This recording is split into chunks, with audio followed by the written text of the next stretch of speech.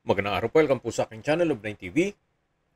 Patalasasan po, meron po ba kayong mga properties na napapabayaan or non-performing assets? Plan yung ibenta, pero wala kayong oras sa pagbenta nito. Kung ito'y pagkakatiwala nyo po sa amin, tawag lang po kayo sa aking numero, usap po tayo, gawan ko po ng video for free. Yes, libre po, wala po kayong babayaran. Tutulungan pa namin kayong mabenta ang inyong property. Kami na po bala sa marketing, sa boosting or paid ads. Even sa tripping, hindi na po kayo mapapagod sa pag-entertain ng mga buyers. Kami na po bala sa lahat. Tawag lang po kayo. Nandito po tayo ngayon sa San Juan, Batangas kung saan meron po tayong bagong video presentation. 2 parsela ng lupa na residential farm property. Ito po'y inner lot kaya napakatahimik po ng lugar. Mula po sa Cemented Barangay Road, meron pong right of way. Ito pong binabaybay natin. May total lot area po ito na 3,200 square meters. Bali, 2 parsela po ito na 1,600 square meters. Pares po yan titulado, buhay po ang may-ari. Kaya wala po kayong maging problema sa documentation o sa transfer ng title. Hindi po ito binebenta na isang parsela lang. Ang gusto po ni owner ay itong buong 3,200 square meters.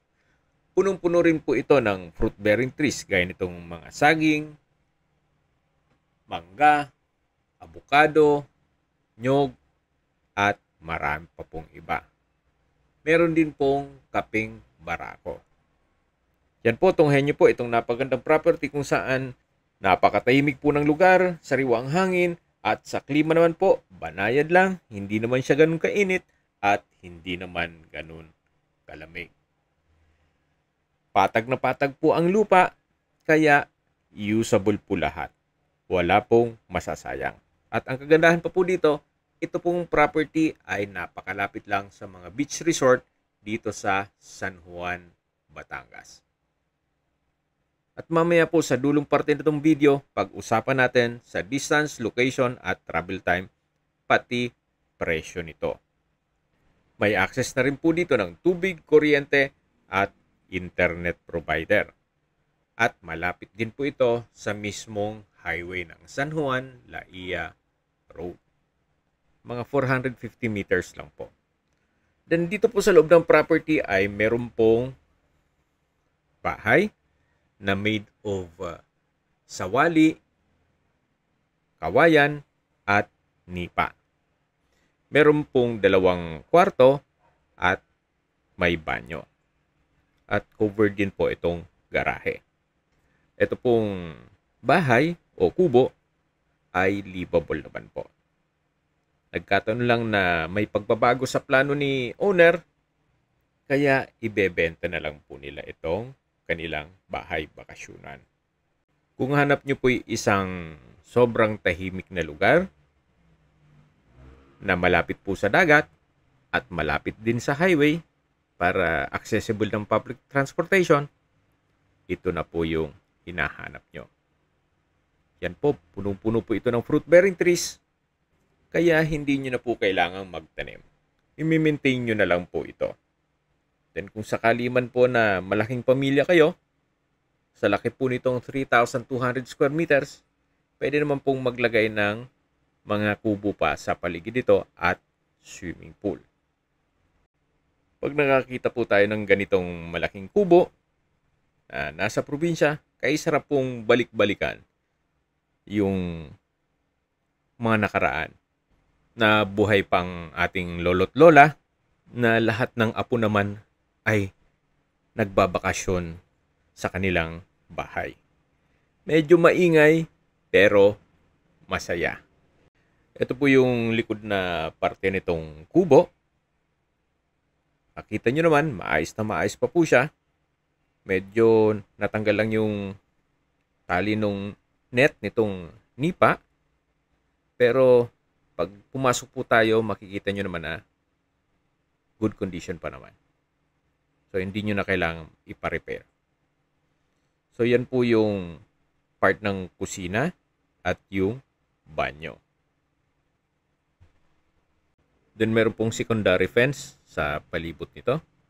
Maganda rin pong mag-alaga kayo ng free-range chicken or kambing o depende po sa inyo. Kung mahilig pong magsabong, maganda rin pong maglagay ng game farm dito. At ito po yung tinutukoy ko kanina na garahe. So maayos naman ang bubong nito, halos bago pa. Then nandito na po tayo sa harapan ng bahay.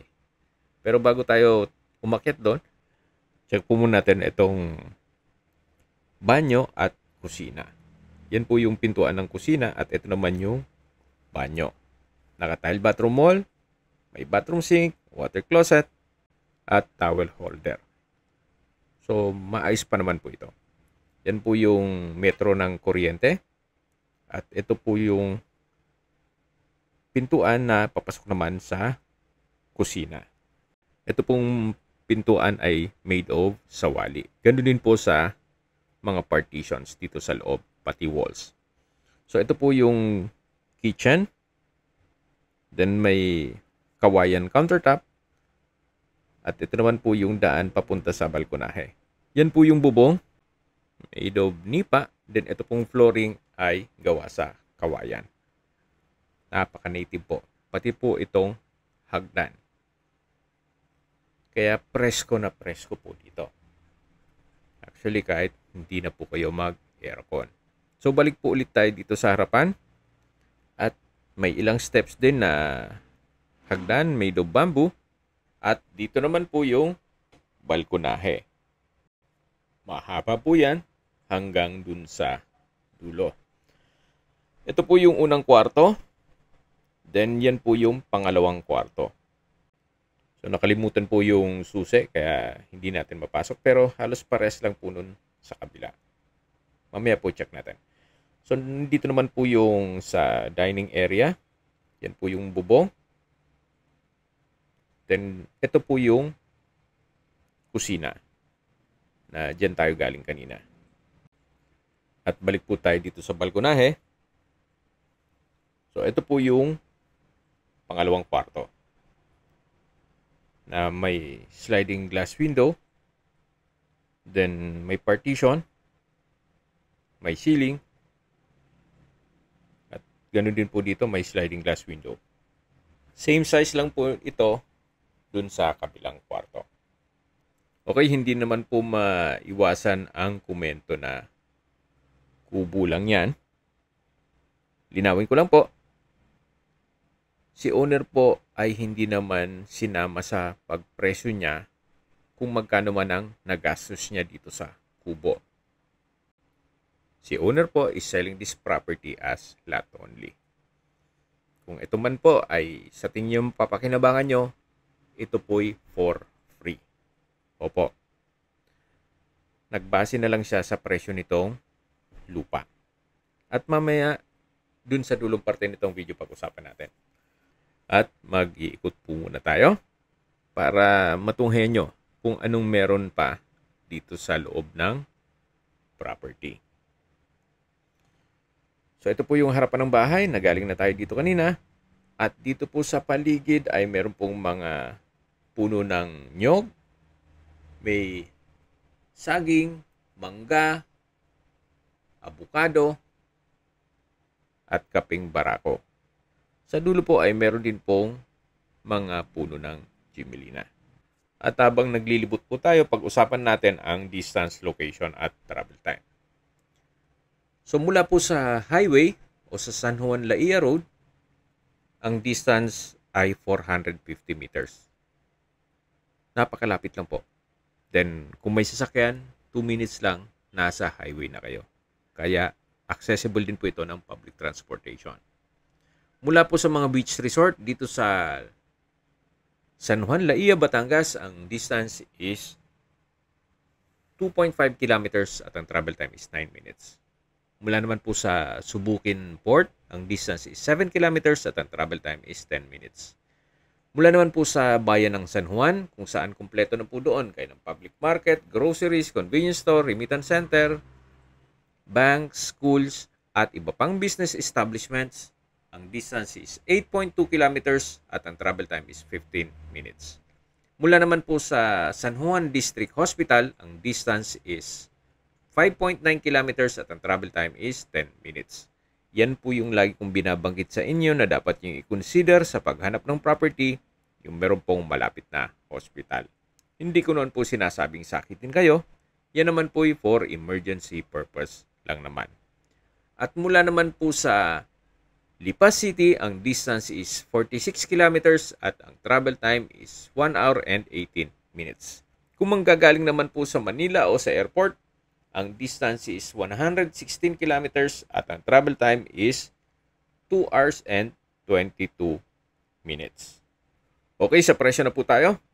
Binebenta po ito ni owner sa halagang 1,500 pesos per square meter net. Ibig pong sabihin, si buyer po ang sasagot sa lahat ng taxes at expenses with regards to documentation. Okay, sa mga nag-skip po ng video, ito pong property ay nasa San Juan, Batangas at dalawang parsela po ito na 1,600 square meters at parehas po titulado. Kaya kung meron man pong magkapatid o magkaibigan na gustong dalawang property na magkatabi, ito na po yung hinahanap nyo. At kung meron man po kayong nakikitang structure gaya nung kubo, yan po'y for free. Prenesyohan po ito ni owner as lot only.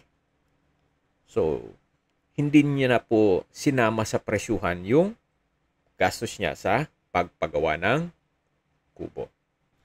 Kung may mga katanungan po kayo, tawag lang po kayo sa aking numero. At sa mga kababayan naman natin na sa ibang bansa, meron po akong Telegram, sa mga iPhone user man, iMessage, meron din pong Imo, Skype, Viber at WhatsApp. Same number lang po, 0917-316-3399. Sa mga nagtatanong naman po ng aming Facebook, meron po kaming Facebook page na Nov9TV at Facebook Reels Video. Meron din pong TikTok at Instagram. May ibang YouTube channel po kami na The Nov9TV Channel at Nov9TV Listings. Sana po naibigan nyo ang video presentation. Paki-like and subscribe na lang po sa aking channel para ma-update din po kayo sa aking future listings. Kung sakali po hanap nyo yung mas malaking sukat na lupa, meron din po kami ibang listings na pwede nyong pagpilian. Huwag po kayong mag-atubiling tumawag sa amin, then let us know your budget para malaman namin kung anong property pwede naming alok sa inyo. Sa lahat pong viewers, subscriber at nagtiwala po sa amin, salamat po sa suporta. Ingat po kayo lagi at yung pamilya. Maraming salamat po.